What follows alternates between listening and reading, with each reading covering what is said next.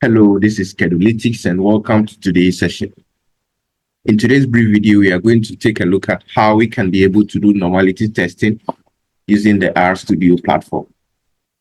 And so normality testing is very important, especially when you are dealing with quantitative variables, because for you to run inferential stats, you have to establish whether the quantitative variables you are dealing with are normally distributed or not. That will help you to know which type of inferential stats to continue to run, whether you fall for the parametric version or the non-parametric version of the various tests that exist. And so it's very important that one has key knowledge about how to be able to do this diagnostic test.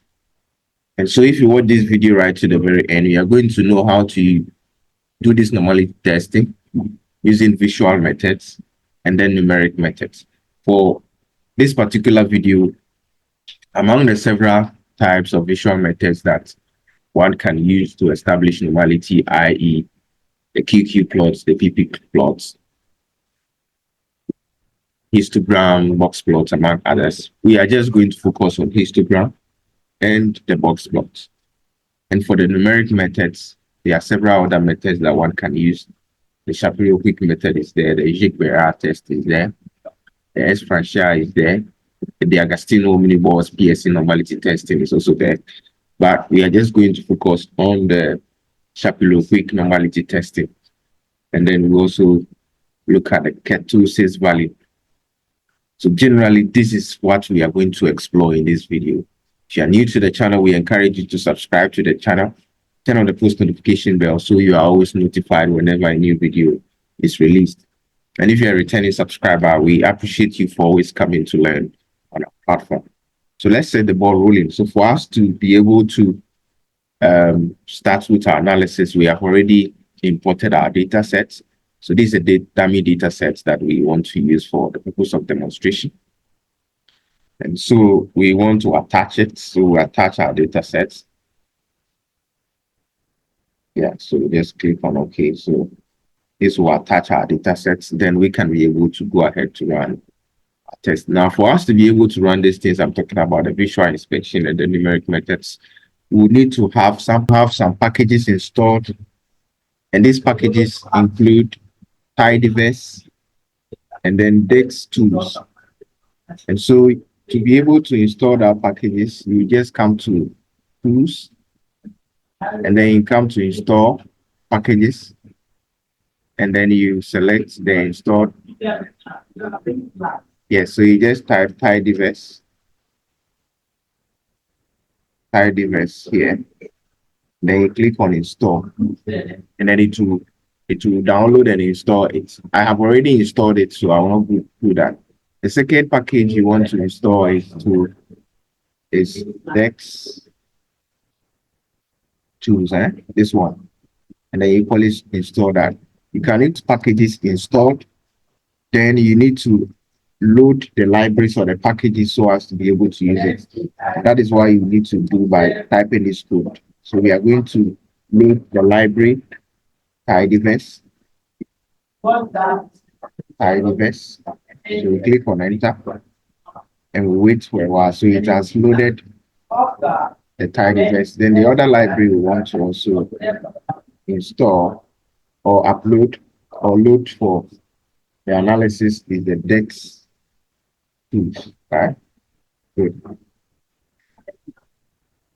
So we'll wait for that one to also get loaded, and we have that. So now we are set to be able to do our normality testing, i.e. the visual inspection and then the numeric method. So we start with the visual inspection, and first we want to do a histogram. To do that, we press hist, and then the data set on which we're trying to run it, which is this data set.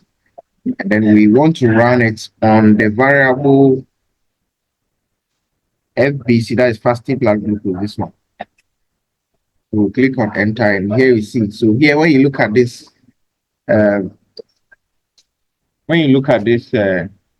well, you come to realize that you can see that it's kind of skewed to the right side.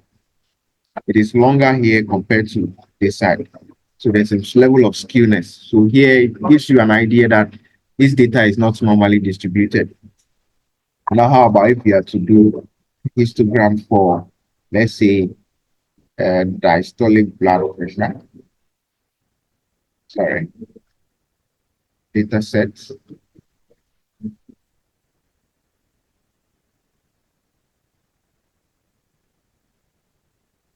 data sets, diastolic blood pressure. Let's see how, so this is also how this one looks like. So you realize that there are some outliers or extreme values here than compared to this space. So the distribution here is also not normal. So this is one way you can be able to tell by visually inspecting the histogram to be able to have a prediction of whether the variable you are looking at is normally distributed or not.